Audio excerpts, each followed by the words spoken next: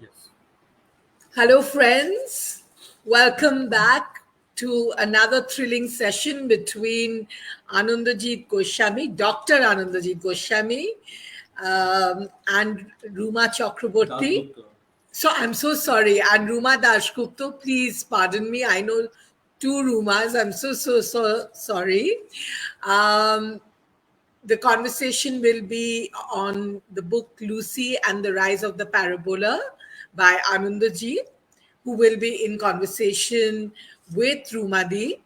Ruma Dashgupta is, she needs no introduction, but she is advertise creative director in the advertising industry. She has done freelance journalism, and she's also a communication professional.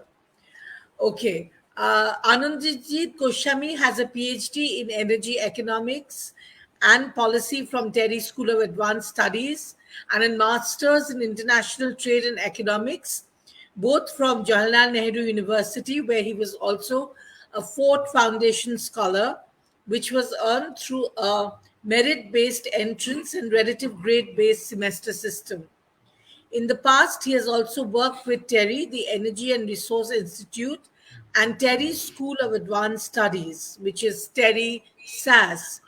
At TERI SAS, he taught several courses like Art and Sustainability, Economics and Sustainability, Mathematics for Sustainability for 8 years.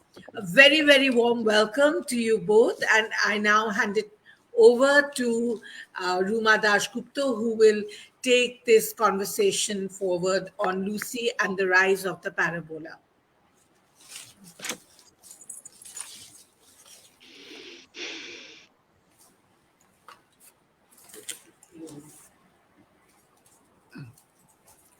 Good evening, Dr. Good evening, Chakraborty Rumadi. and Dr. Goswami. It is such a privilege, to talk to the two of you. You are such eminent scientists doing so much of work for our country, and it really warms the cockles of my commercial heart.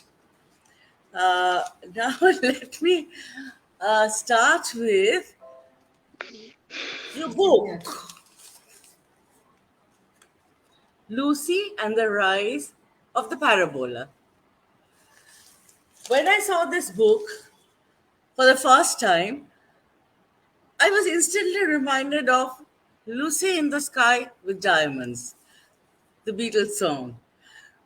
But what stumped me was the parabola bit. I know what a parabola is. Parabola is a mathematical concept, a concept in physics, a concept in architecture. Then I saw the picture on the cover and I couldn't understand what it was all about. Parabola is such an interesting concept. I read up afterwards. But for those of us who haven't had the opportunity to read your book, if you could please explain what a parabola is and how you have used it creatively as an author in your book.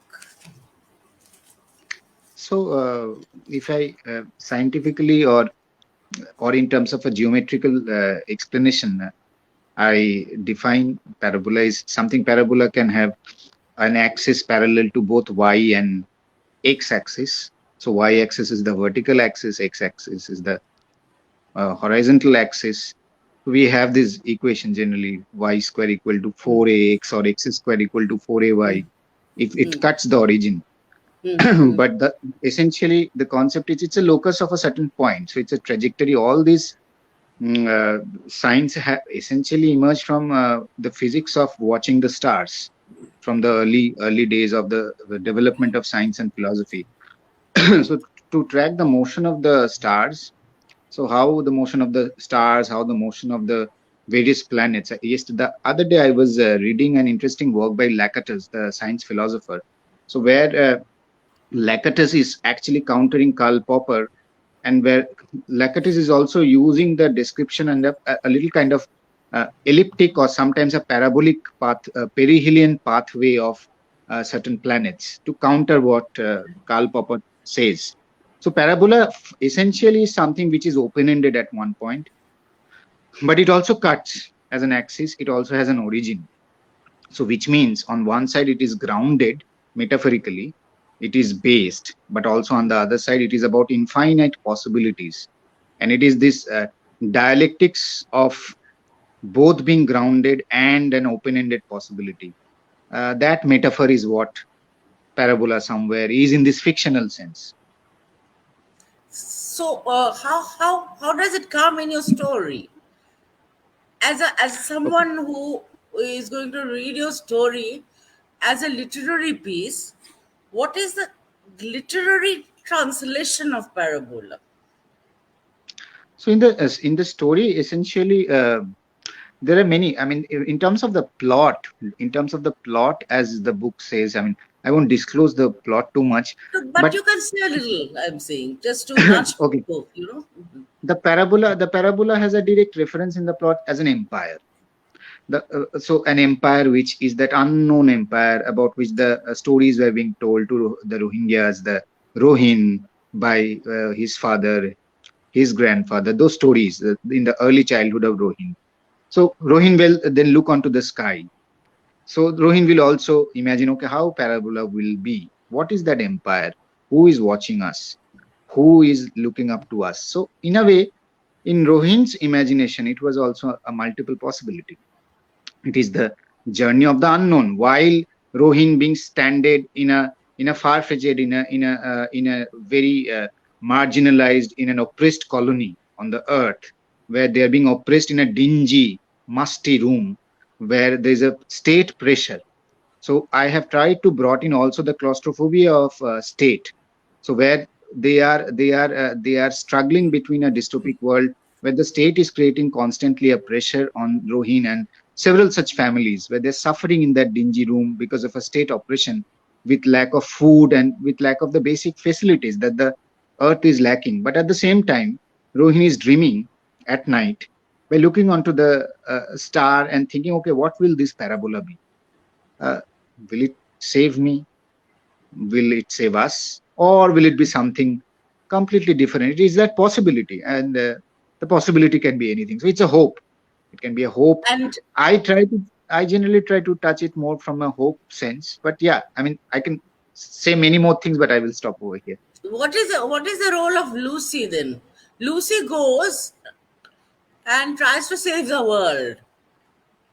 She goes through this journey to save the world from extraterrestrials who are about to take over, isn't it? How old is Lucy?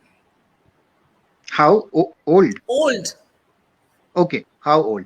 Okay, so as you can see, if you so the Lucy 3 is the third in the Lucy series.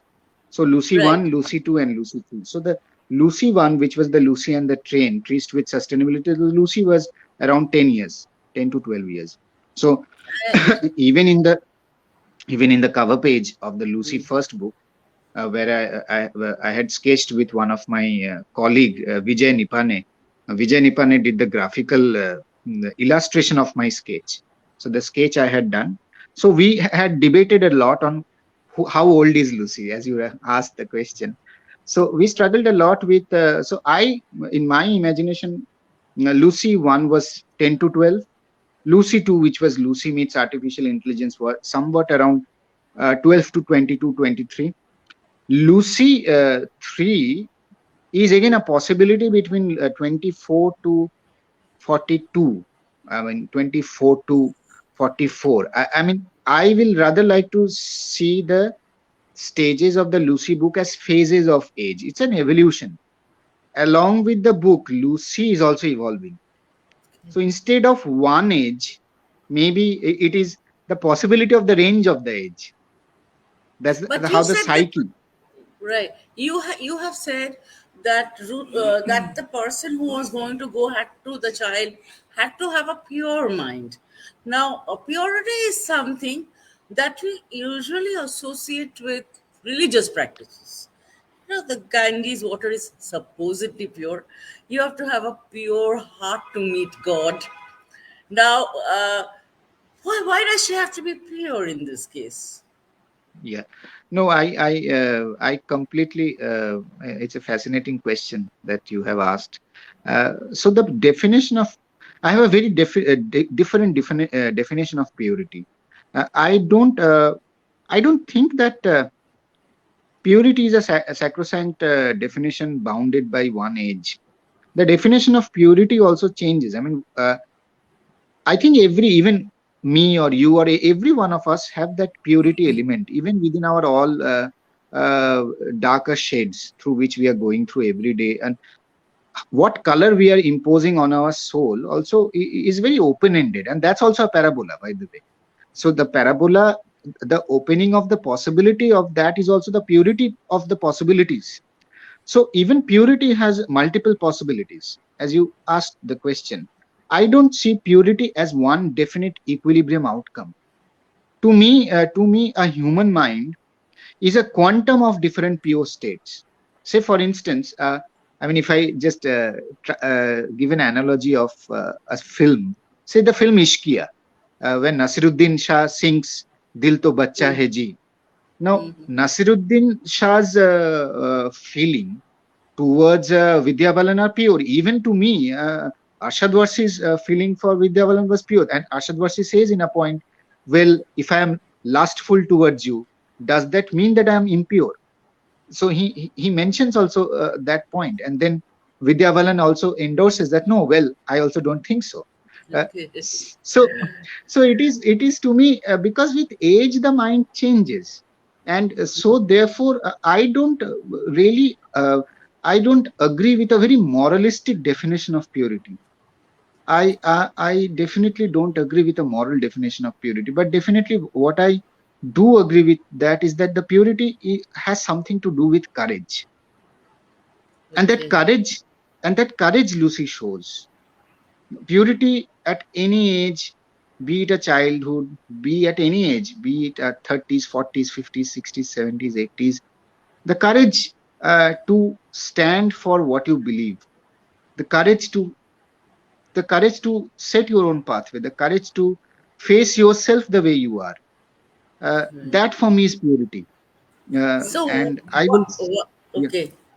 While we are on the subject of purity, there is another question I'm going to ask you because you are a scientist. I wouldn't have probably asked anybody else this question, which is where does where does science and theology meet? In the sense Mm, that uh, these people in your book are trying to save the world, or there are people from other worlds who have come to save the world. Now, if there is a God, why do we have to bother? God will save us. mm, mm. So, where Okay. does. Yeah, I have read the book. I have read the book word by word. But I am not going to talk about that. I want to talk about what is between the lines. And that because Mm. if I talk about the book, those who haven't read it will not relate. But what is between the lines is what nudged me, what excited me. No, I So am could I'm you, really if you great. could tell I'm me, great. I'm so grateful to you that my humble effort could nudge you. of But course, yes. In every chapter, there is actually a clash between science and theology in all Lucy books. You are absolutely right. Should I explicitly say, because yes, the readers will read the you book. will You think not after offend this? me because I am an agnostic myself. Okay, okay, okay, fine. So, okay, let me give you then the science and theology journey of Lucy from the book one. So, when I started the book one, in the book one, there are chapter three, chapter four, and chapter five, where I brought in God in a very different sense, where in a psychedelic dance. So, I'm just giving a visual of the book one Which is in a almost like the psychedelic. Tandav. Tandav is Tandav. also like Yeah. a psychedelic Yeah. dance, isn't it? So exactly. So I wanted to capture the spirit of psychedelism, though I said that it was with different neon lights.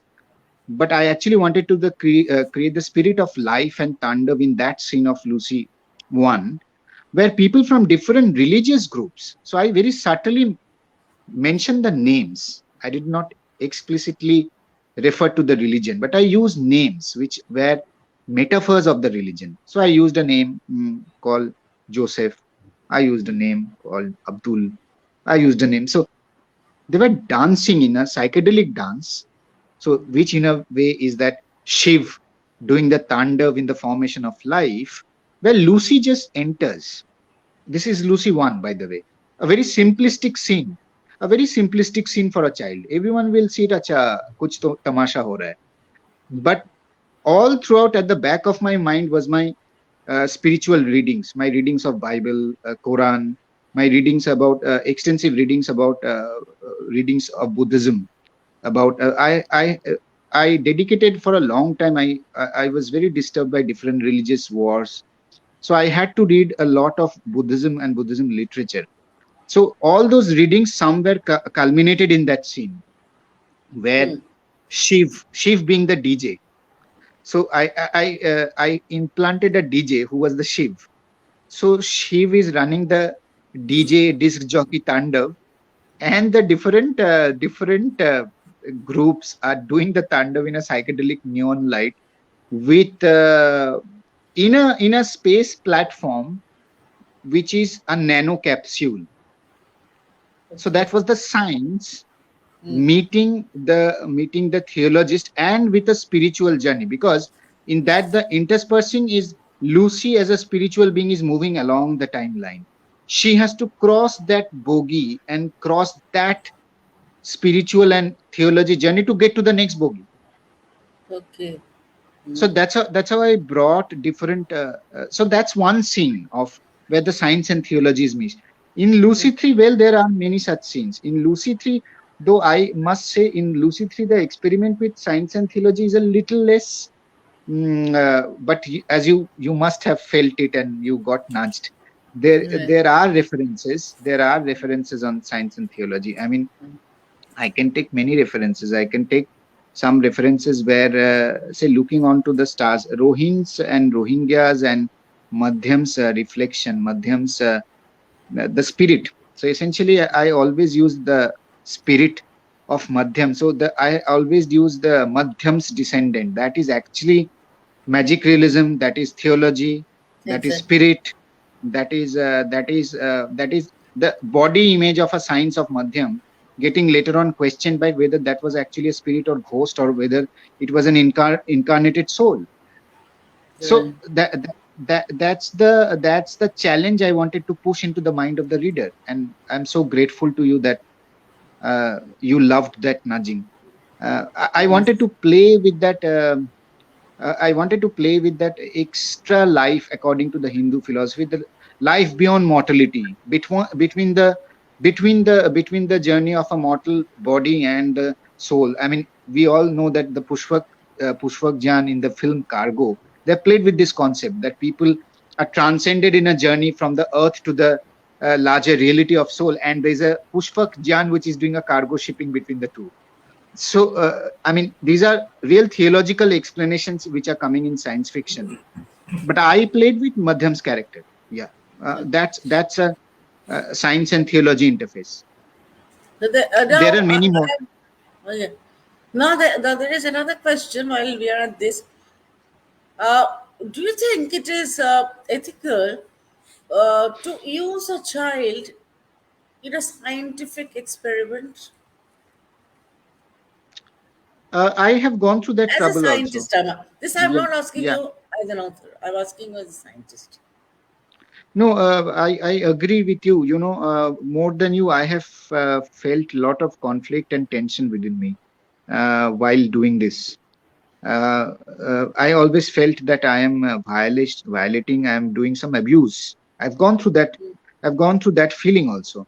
Okay, No, well, like other people might also think now, people who do these kinds of experiments, that it is okay to use children. Like today, it's not even okay to use animals for experimenting. So somewhere there is a kind of ethical question that And I. therefore, there therefore, where I actually balanced it, if you must have seen that in the third book, and the first book was much more direct, the first and second, in terms of the experiment. In the third book, therefore, we Devashishda and I, we got in the layers of the dream. So it's not essentially you are mm, creating a pain on the mortal lively and the life of, say, a child's mind which is getting pained. Well, it was paining me also, personally speaking. So what I thought, okay, how do I balance it? How do I create a more balanced ethical narrative? So the only way to do that was, therefore, there are many differences of, well, actually, does that experiment exist? Even people will get confused about that towards the later part of the Lucy 3 book, whether this experiment actually existed or not. So Exactly. that was my sacrifice and redemption, in a way, of writing that section in a way that, okay, is the experiment actually existing, or is it actually the dream of the reader? So if I can create a space that Lucy is not Lucy anymore. So, for instance, Rumadi, or Ruma, if I may call you Rumadi, Yes, Rumadi, of course. Rumadi herself is becoming Lucy. It's Rumadi's dream layers are becoming Lucy, or it's Shushruto's dream layers, or it's Mona's dream layers. So it's not a child then anymore. So there is a transcendence which is happening in the journey, and then I don't feel that I'm abusing or I'm playing with the child rights, or the rights of the purity of the life of a child. So that's my emancipation, in a way, So she in the becomes more a journey. symbol. She is more a symbol, more a metaphor rather than a real Metaphor. person, in a Uh, way, so is what you so see. even the same dialectics is there with Madhyam, as I was sharing with you. Why Madhyam is becoming a spirit? Why Madhyam's descendant is written all throughout as Madhyam's descendant? Why it's Yeah. not Madhyam? Why a name is not being given to that? Okay. Now, I resonate a lot with your concern for the ecology. There is this whole book is about how we are killing the world, how doomsday is not very far off, all of that. At the same time, we use cell phones, we create spacecrafts, all of which, like spacecrafts, if I'm not mistaken, need very high quality plastic, something that will not melt. I'm Mm. right? Okay. The Uh, my cell well, phone has to be well, made.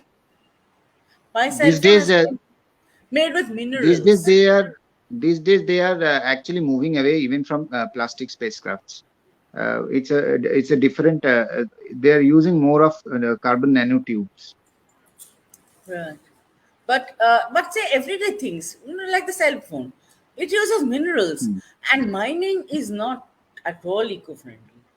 So Right, we right. have to, uh, if we have to have a civilization that is using technology and products that makes life here and now better, how do you do without it? Suddenly you can't say, I'm not going to use my cell phone.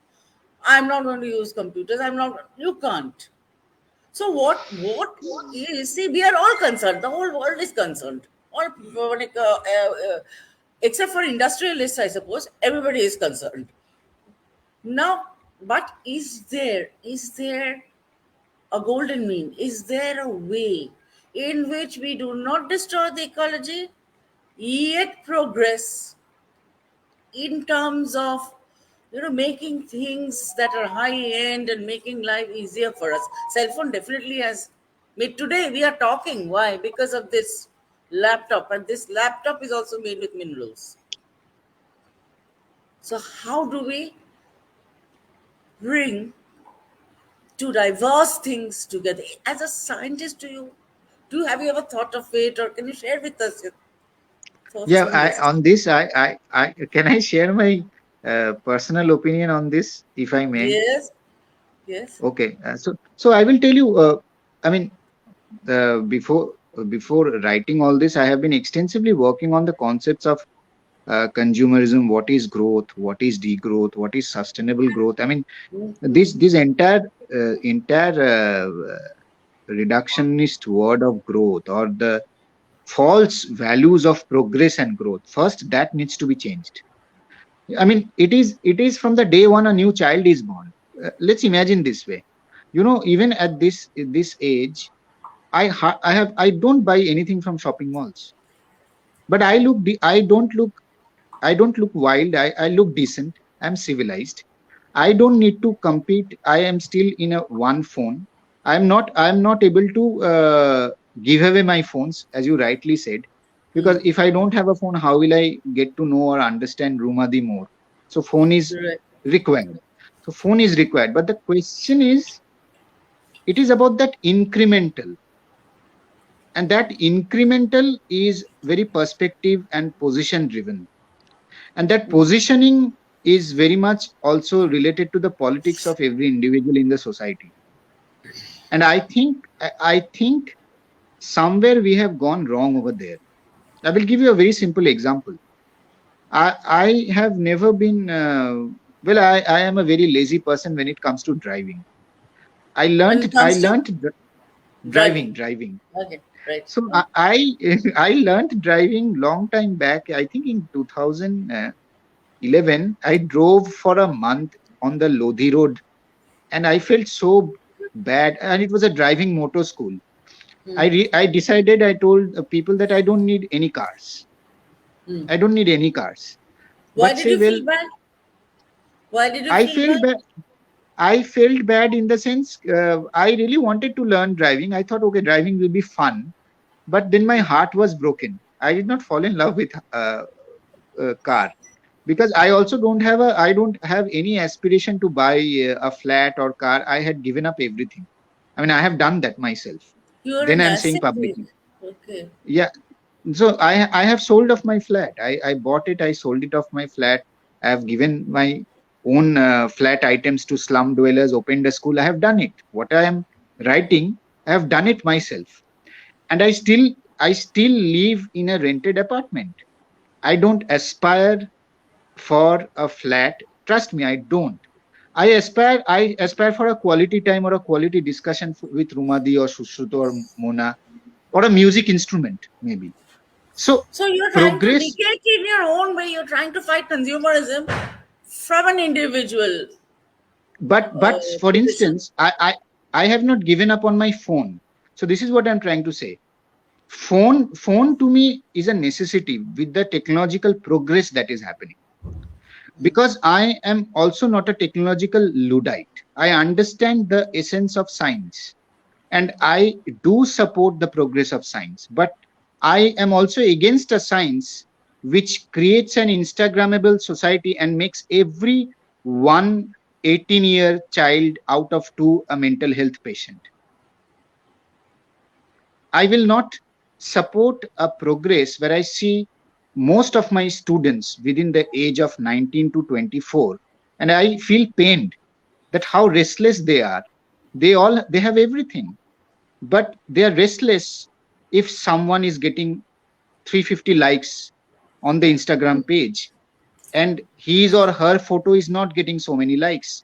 Then the person is having a question on his or her body image. So these are more disturbing questions for me. And then it pushes me to think, I really don't need this. I don't need a society. I definitely need a StreamYard or a Facebook platform where definitely I promote my discussion show with Rumadi. That I'm saying. But I also need to have that balance, that okay, where I will not mind if my colleague grows, and my colleague or my friend, whoever does anything well, I will be happy. I have to be indifferent about also sometimes other people's progress. and growth or consumption or anything, a little bit of a little bit of stoic indifference is required in a hyper consumerist society like now. I Yeah, think we all are quoting that psychedelic scene which I was mentioning. We really need to. Theology is good for human brain sometimes, and we need to know that we we need to actually lead a spiritual life as a human being. Spiritual life does not mean that I have to give away the phone. No, spiritual life can also mean that I stay content with whatever I have, and i'm happy I'm happy wearing my father's shirt again and again for the last 5 years and still feel proud to wear my father's shirt, iron it, and not get enticed by a Van Huysen all the time I'm saying. So I you still know, understand these values. okay. And I'm going to now, maneuver the conversation more towards literature. We've gone into other things. Uh, I want to ask you something, which is, as a writer, this time, not as a scientist, as a writer, what do you think is the difference between science fiction and fantasy literature, say like Alice in Wonderland or Gulliver's Travels? Because yours also has a lot of fantasy in it, Hmm. isn't it? So what? Irrationality also, lot of irrationality also. You tell me what you think is the difference. As a writer, I want to hear it from you. And Well, if you can elaborate Ruma, on it a little. yeah, Rumadi, well, I feel very shy. I really think that I'm not a writer yet, and I No, don't think. you have written a wonderful book, so you have the right to call yourself a writer now. Okay, Okay. okay, fine. So I generally all to me all these spaces often uh, converse with each other. Often they're distinct with each other, but often also they converse with each other. So if Okay. let's take this way. Let's take fantasy first. So for me, fantasy. I mean, Gupika in Bhagavan is a fantasy in certain sense. Well, having said that, Gupika in Bhagavan is also a fiction in certain sense. Hirok Rajat Deshe is a dystopic fiction. It's something like 1984 of George Orwell, Yes, or always. Hirok Rajat Deshe also has similarities with Brave New World in certain ways. So I think in literature, this often it is not also right to have this standalone definitions, because for me, literature is also a summation of many visuals. That's how I write or I think. I see it as a journey of visuals.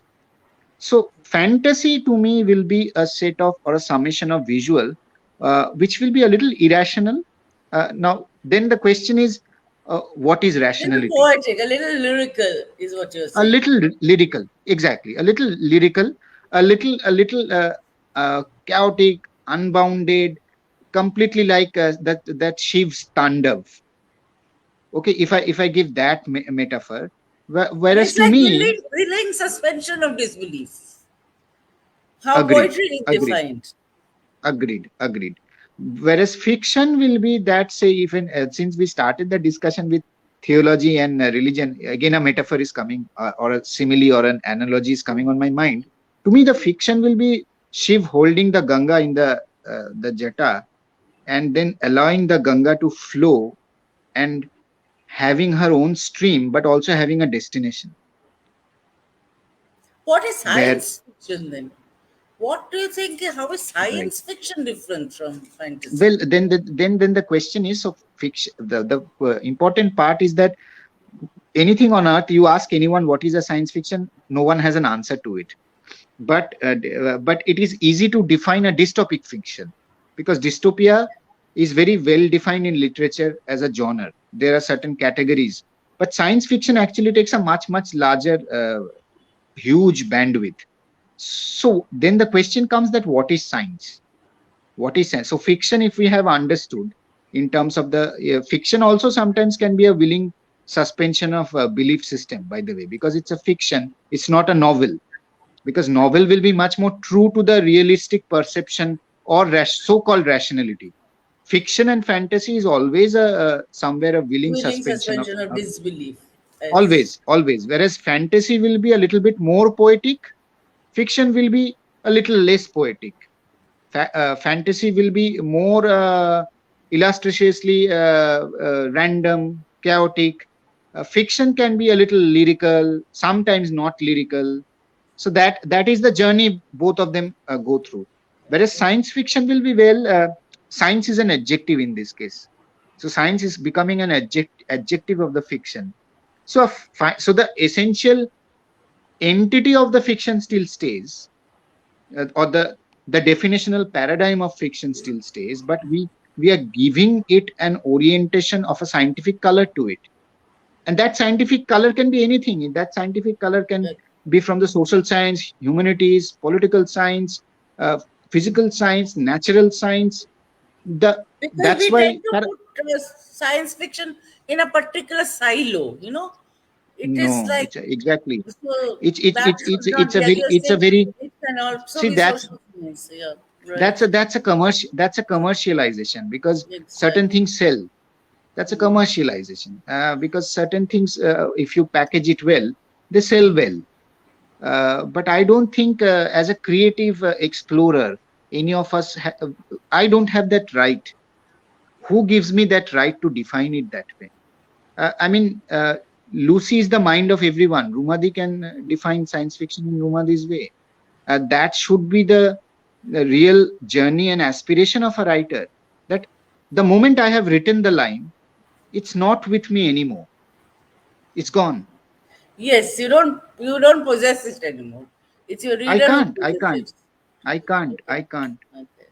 Another The another reader. another question which is related to science fiction is, you've Lucy, you in the Lucy books you've talked of time travel.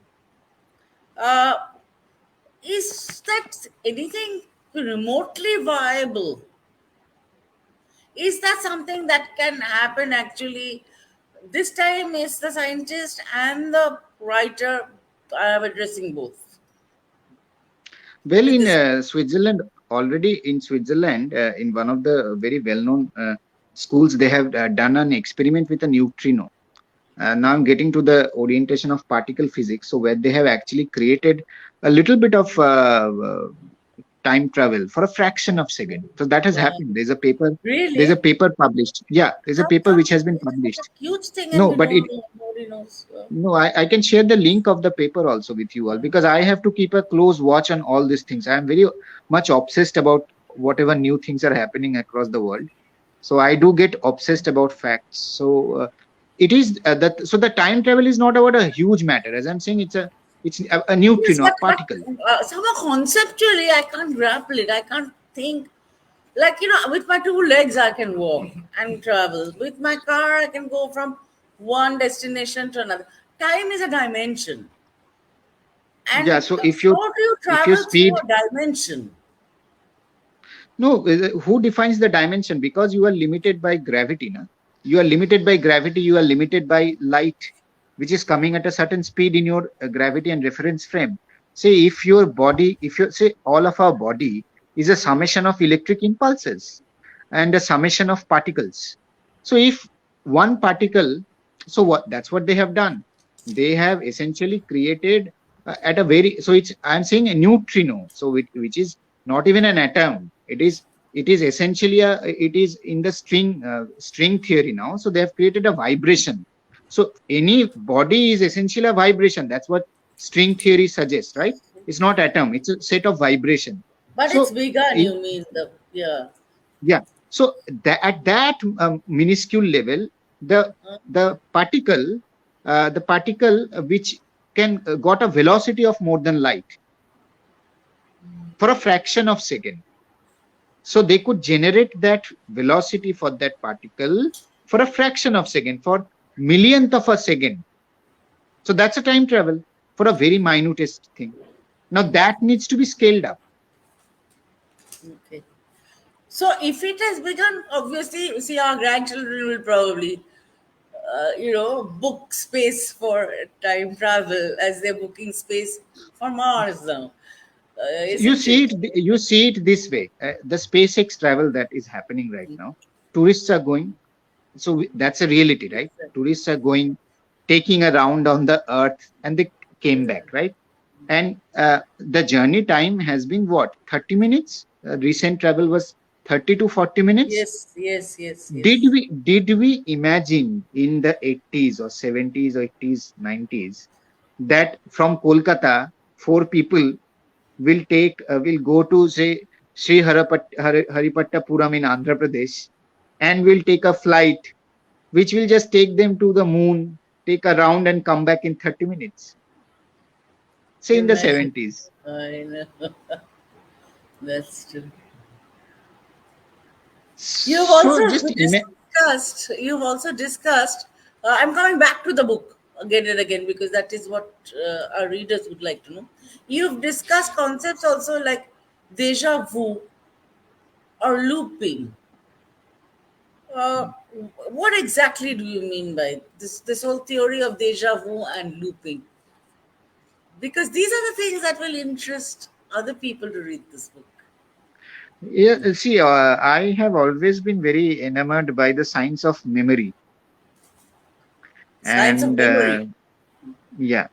So memory to me is literature also, and memory to me is religion. Memory to me is theology. Memory to me is science. Memory to me is poetry. Now I because I remember from the first time I had both deja vu and rendezvous, I will be in a very hallucinated state all the time. What Really? I in the sense that I will feel very isolated, as if something I am in a state of trance. And then I started deeply exploring that why does it happen? What goes inside the brain when a person goes through this feeling of deja vu? What is the science behind that? And definitely now there are many theoretical explanations. I can pick up any of the scientific streams and can, if we take the, say, the genetic stream, which are trying to decode the genes and the codings of the brain, which creates these electric impulses, which gives us the feeling of deja vu. So essentially, say Rumadi and me or Shushrutu or Mona, we are not what we are. We are a code of electric impulses which may be millions of years past in time and ahead of time.